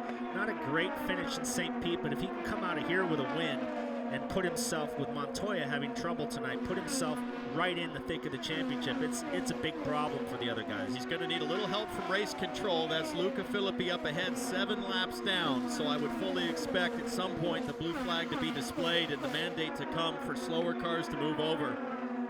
And not hold up Dixon because Pagenaud's starting to get close. Closing in on the final 20 laps of racing is Scott Dixon continuing to impress. Robin? Well, think about this, fellas. Dixon wins. He's 3 wins behind Michael Andretti, who's 3rd all time. Then he's only 10 wins behind Mario Andretti with 52, who's 2nd all time. I'm not sure he's going to catch A.J. Foyt, but he's still a pretty young man at 35 years old. And like PT said, he doesn't do anything but win. Don't forget That's impressive. At St. Pete, Montoya had a breezy day, easy win. And Dixon had the issue, overheating, forced to make that stop. Now tonight, Dixon's had a pretty smooth run, and Montoya had the issue. This could be another great championship all season long with these two. Yeah, Scott Dixon, he didn't have to pass for the lead. It was Helio Castroneves' lead to start off with. He had a right front tire go down. Then Juan Pablo Montoya took over the lead. He had a right front tire go down, and now Scott Dixon has taken over the lead, and he's been able to hang on to it. As we come down now to 18 laps to go, we've got about 10 minutes of racing left. You never know what's going to happen. At any moment, we could have another cut tire. We could have a guy have a problem, but we've got Hinchcliffe up here trying to hang on. He's had a rough night, just hasn't had the speed all night. He's back on an oval, and that's one of the biggest things that you can say about James Hinchcliffe, because it was last year in practice for the Indy 500, hit the wall, was not able to compete the rest of the year because of his injuries. Now he's back behind the wheel. He started off practice getting into the wall, the things continue to compound. Now it looks as though he's going to be able to get a finish. Tony Kanaan, one of the more aggressive drivers we've seen here as late. He's caught Will Power now. He's gotten by all those guys, Chilton and all these guys he was behind, and he's actually right now the fastest guy on the track, and he's caught Power for third. So with some traffic up ahead and a pick move, he could get on the podium. Kanaan running fourth, right behind Will Power. Graham Rahal, fifth. Rahal hanging on in fifth. He's right up there with the Chevys. I think it'd be huge for Rahal if he could come home with a top 5, get out of here, get on to Long Beach and Barber, where he feels like he's going to be very strong. How aggressive will we see Tony Kanaan get now as he closes that gap on Will Power? Yeah, he just passed Rahal not but 10 laps ago, and he's put 5 seconds distance on him and caught this lead group. So right now, he has been the fastest car over the last 10 laps. The gap continues to close. Hear him shifting. He's downshifting for the corners now, trying to set up a pass and be in the right RPM range coming off the corner to get a run on Will Power. It's only going to happen if he gets a little bit of a stack-up effect with Dixon continuing to work on lap traffic. Can Tony Kanaan fight his way onto the podium? He's got to get by Will Power, and the laps continue to wind down. Got 2 lapped cars in front of Dixon that are not giving way to these front runners to let them go. So this is really what stacked it up here. We've got those 2 cars right in front of the target car, the red and yellow car. That's Hinchcliffe and Alotian. Hinchcliffe 2 laps down. Sorry, Hinchcliffe and Philippi. Philippi 7 laps down. Great view of the gap between Will Power and Tony Kanaan. Scott Dixon out in front by 0.4 of a second in front of Simon Pagenaud. They run 1 and 2. The battle for third continues. Will Power and Tony Kanaan. I think really what's happening here is Townsend is Dixon he knows he's holding the gap. He's not going to stick his neck out and put himself in a bad spot. So he's really just pacing the field and hoping that the officials will make the call for him. Ryan Hunter-Reay almost got into the wall. We've seen some aggressive moves out of Ryan Hunter-Reay tonight. Oh, and a big catch. Pretty loose. Oh, he did actually catch the wall. Yeah, that's lucky to get away with that. He's got a wing broken, and that could be a yellow. We got a piece of carbon in the middle of the front straightaway. So looks like the right rear wheel pod. You can see it flapping around that middle element. They're checking the track to see if there's anything out. Look right here. If he was already loose, that's going to make him even more loose, Townsend. Show that piece that's gone. You can see that flapping piece right there. And like you said, Paul, that piece of debris is sitting somewhere. And with 2 tires that have already gone down tonight, I'm sure race control will take a hard look at where that ended up. And potentially that carbon fiber could have blown off of the racetrack already with some of these cars going by. No, it's not, because I saw something flying down the front straightaway right at the start-finish line. There was a piece flapping down the front straightaway. It's on the front straightaway. Are you working for a restart here? I don't know. I'd like to see one. Ryan Hunter-Reay is, by the way. He loves the restart. Saturday night shootout here at the end. And Phoenix style. There's that piece right there. There's the piece that you mentioned. You run over that, and you will get a flat tire. And it definitely could be in the groove if they're coming out of turn number 4 fighting for position. Under 5 laps of racing to go. Scott Dixon 5 away from his first win at Phoenix. Kanaan still trying to find a way past. And look at now, with this lap traffic now, Rahal is now caught up. He was 5 seconds behind Kanaan, and now he's caught the tail end of the pack. That shows you what the pace they're running. Question is, what can he do when he gets there? We saw what happened with Hunter-Reay, who was trying to really push it there. He got up wide and into the fence, was able to continue as Graham almost gets into the wall at the exit of 4. And I think that piece of debris was just clipped by somebody, Paul.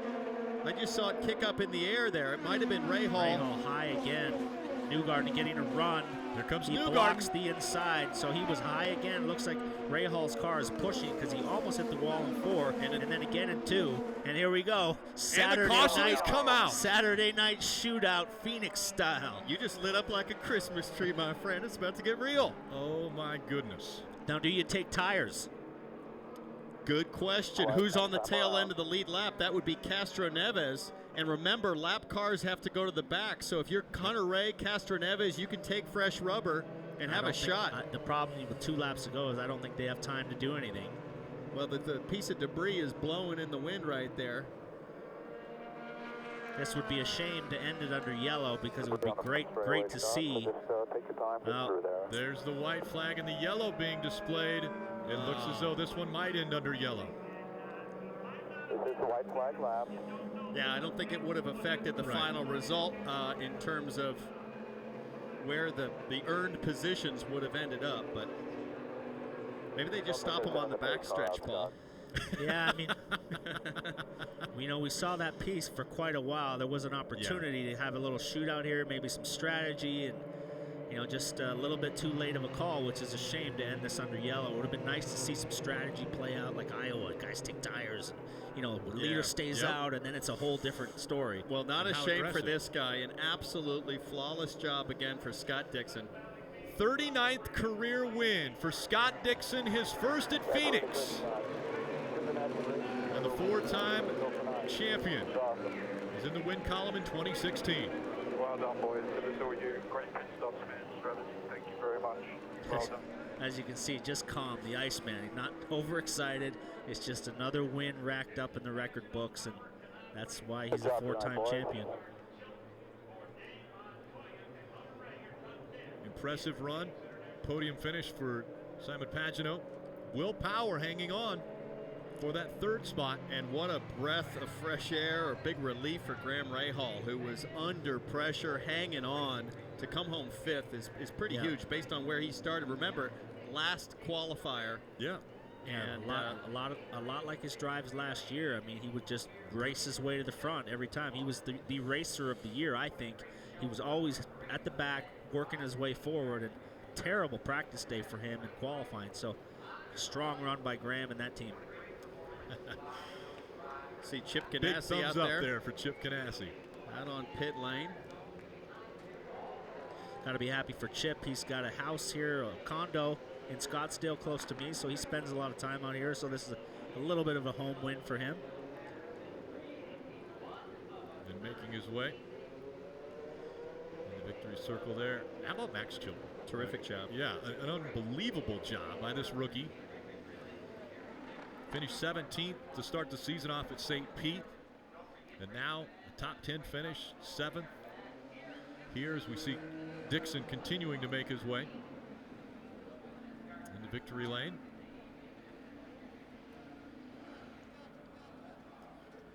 To put this into perspective, that 39th career win ties Scott Dixon for 4th on the all-time win list with 4-time Indy winner Al Unser Sr. And what everybody loves about Scott Dixon is he does it quietly.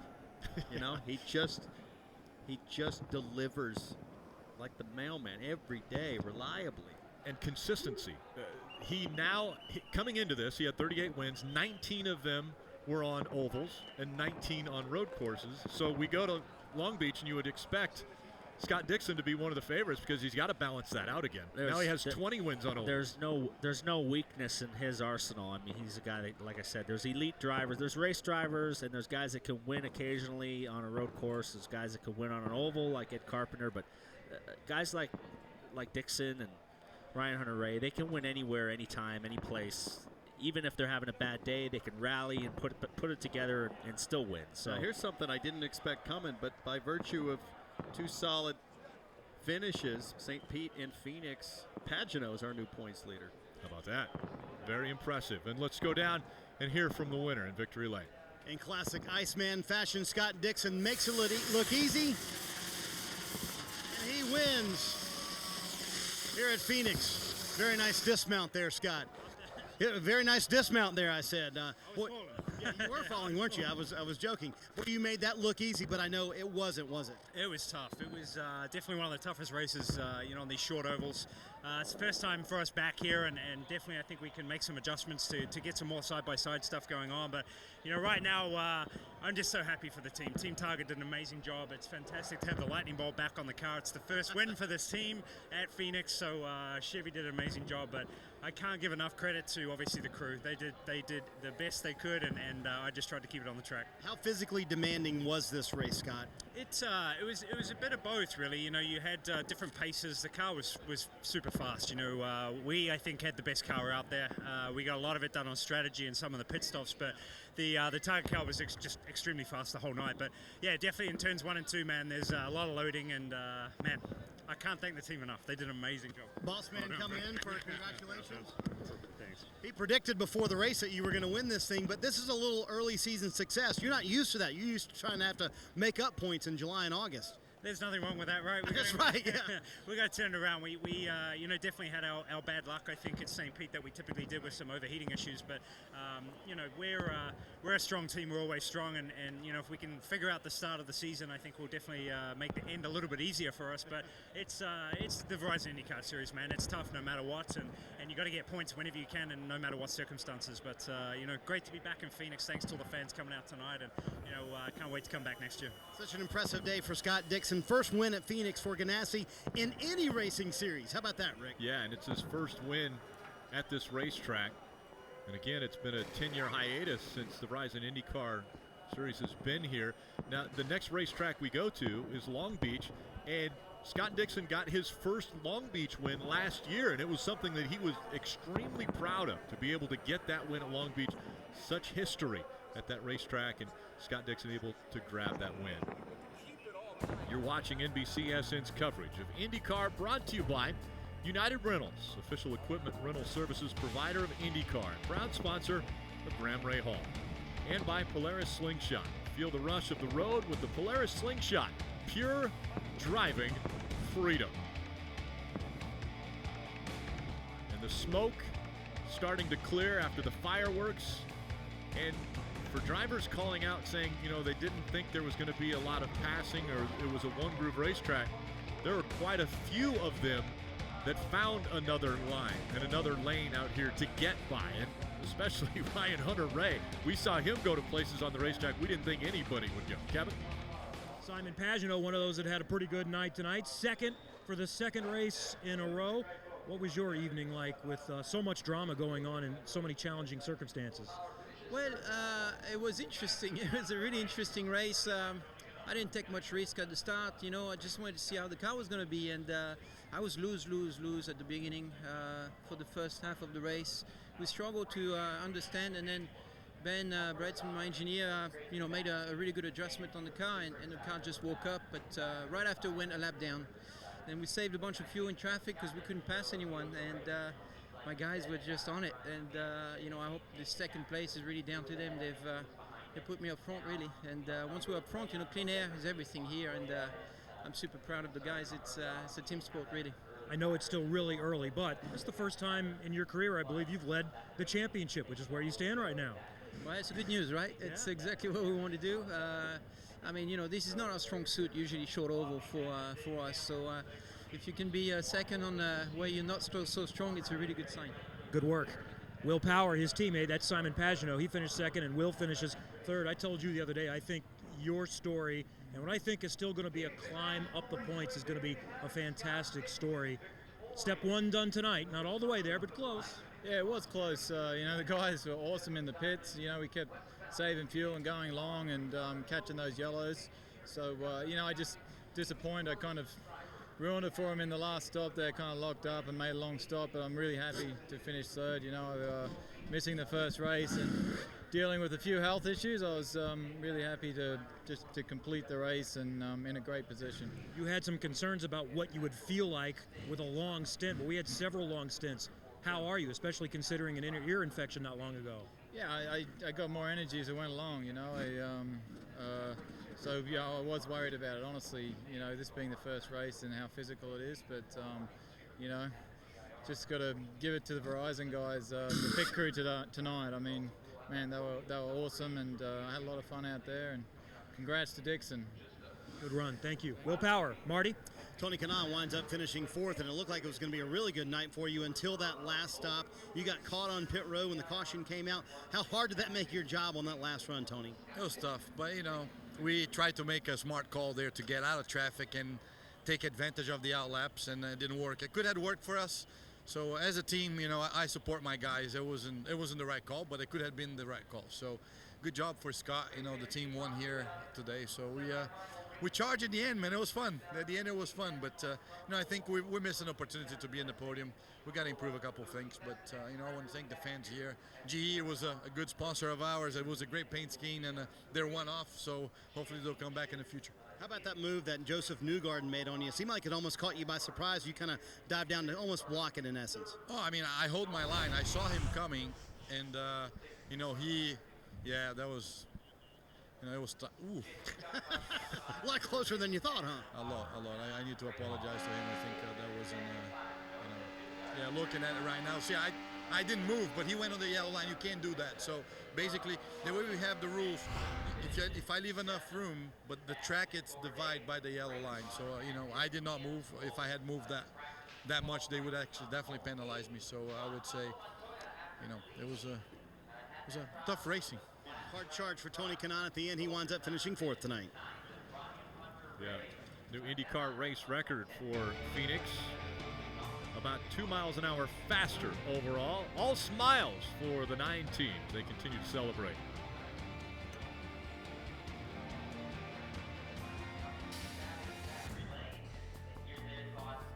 More live action continuing next with the World Series of Fighting from Las Vegas. We saw a little bit of fighting on the racetrack tonight between some of the Verizon IndyCar drivers. Bumping and banging taking place here on the short oval. Robin. This is Paul Tracy's Racer of the Year, Graham Rahal. Started 19th, finished 5th, first in class as a Honda. Talk about your night, kid. Is it tough as it looked? It was tough. It was tough for sure. I mean, you know, in all honesty, the key was when I was stuck in traffic, I was doing everything I could to save fuel, and others weren't. I could see guys burning fuel in front of me. I could hear it, you know, and so I was trying to do everything I could to dial back the knobs, lift a little bit early, save some fuel, and catch a yellow, and we did. And so it was tough to pass. Obviously, I felt like I had a really good race car, but unfortunately, our competition's got about a 5-mile-an-hour advantage on us, I feel like. So honestly, I was just doing everything I could to try to get it. And my guys, what a great job in the pits. I mean, I said to somebody a second ago, had it not been for having the team around me that I have, I'd feel a lot less confident. But I knew that they could get some spots on pit road, and they did. Okay, you made a real good move and didn't get by Hunter Ray, and then you and Ed Carpenter. I don't think you saw this happen, maybe. Well, I saw Ed dive under power, which was a desperation move, and I knew he was going to slide. And so he checked up pretty big, and then he got a bobble, which is when I could get under him, and off he went. So honestly, it worked out well. I was just happy Chilton didn't get me, because my God, Chilton had the fastest car tonight. Didn't win the thing because he was taking some brave moves, but that car was a rocket ship, and so I was just happy he didn't get a run on me. But you know, at the end of the day, great result. I'm proud of everybody here in the United Rentals and my Jack team tonight. They did a great job.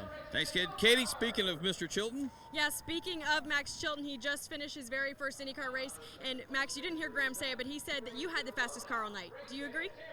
That's very nice of him to say. And yeah, I think Chip Ganassi did give me a fantastic car. Obviously, Scott won this evening.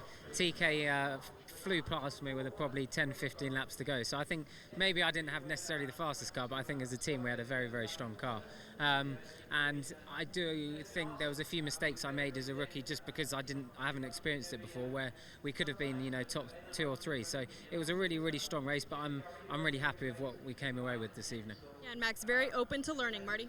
Chat with Ryan Hunter-Reay. I'm not sure if I should talk to you about your amazing restarts or your amazingly poor luck here on pit road. What stuck out to you tonight?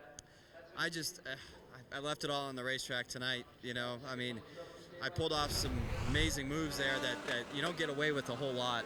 I took some incredible risks, and to come away with a 10th is just, it's gut-wrenching. You know, it's a kick in the gut. But we should have had second tonight for DHL and for Honda. It would have been great. You know, everybody's here in support of us, and man, it's 2 yellows.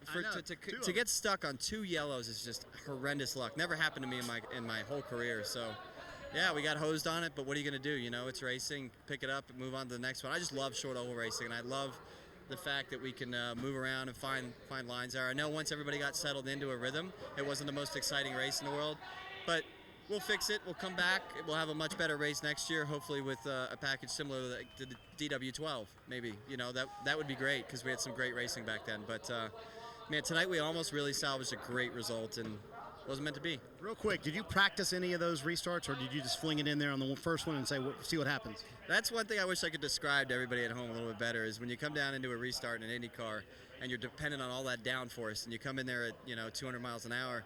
I had never practiced it, just I went with it. I didn't know if it was going to stick, and when it did, I was like, it's like the fast track at Disney World, It was fun while it lasted, but the yellows buried us today. I can tell you he's excited to get to Long Beach. He's awfully good there, Rick. Absolutely. Very impressive run by Ryan Hunter-Reay, but none more impressive than the guy at the top of the podium, Scott Dixon. 35-year-old Scott Dixon now tied for 4th on the all-time wins list. A.J. Foyt, and he's at the top of the list, shaking hands with Scott Dixon, and Scott continues to get the praise of his peers and everyone in the sport, talking about potentially could be one of the greatest of all time. Kevin. Juan Pablo Montoya won the season opener. It looked like he might go 2 for 2 after Elio cut a tire. You took over. Then the same for you. Any idea what happened yet? Mine blew up. Mine wasn't a cut tire. Mine just picked up a vibration, and every time I followed somebody, the vibration kept getting worse. And I passed hinged, and the vibration was unbearable. And I put a wheel on it, and it just blew up completely. Like it wasn't like a cut tire that it just goes down. It was like completely gone. So it's kind of disappointing. Our Verizon Chevy was so good again. I felt we had a car to win again. You fought back. You got back through circumstance on the lead lap, and then made some things happen. What was the racing like? It was okay. For me, it was more of saving the car because every time I pushed, anytime I pushed behind anybody, I picked up the same vibrations, and I just felt being where we were, the last thing we needed is to go 2 laps down again because of another tire. So I just couldn't do anything. Thank you, Juan. Marty? Meanwhile, his teammate Elio Castroneves, the Team Penske tells me it was a cut tire for you, Elio. Did you sense you might have run over anything? No, in fact, I was taking it easy. I was taking care of the tires because we knew we have some vibration.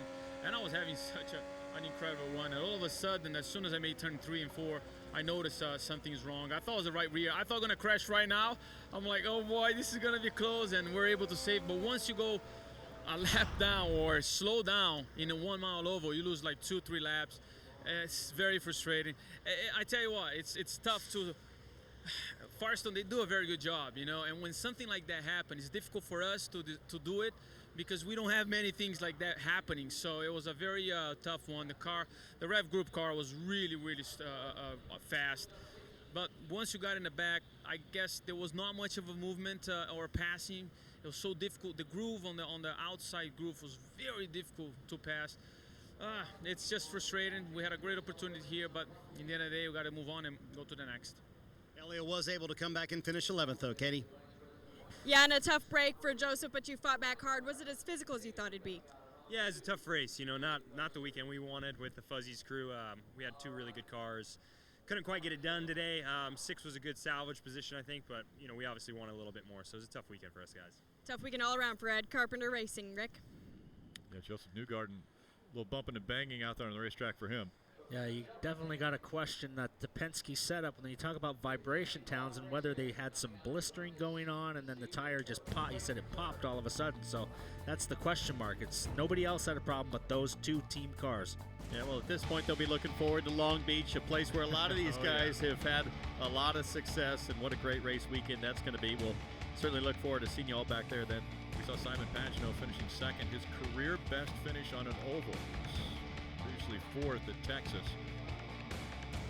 Tough weekend for a few drivers. Takuma Sato, obviously the way his weekend started didn't end up well for him, but ultimately Scott Dixon, what an incredible driver. Yeah, looking good in that yellow Bolt, a throwback to Jimmy Vasser's Target Championship there in '96. Guys, I appreciate you putting up with me for a whole weekend. You did all right. Again in Long Beach. Great night. Let's great night, great dinners, and let's have some fun at Long Beach. We'll do it again. World Series of Fighting is next on NBCSN as David Branch defends his middleweight world title against challenger Clifford Starks. The Verizon IndyCar Series continues on NBCSN. Join us in 2 weeks, Sunday, April 17th, 4 o'clock Eastern, for the Toyota Grand Prix of Long Beach. For more information on the Verizon IndyCar Series, log on to NBCSports.com. Congratulations to Scott Dixon.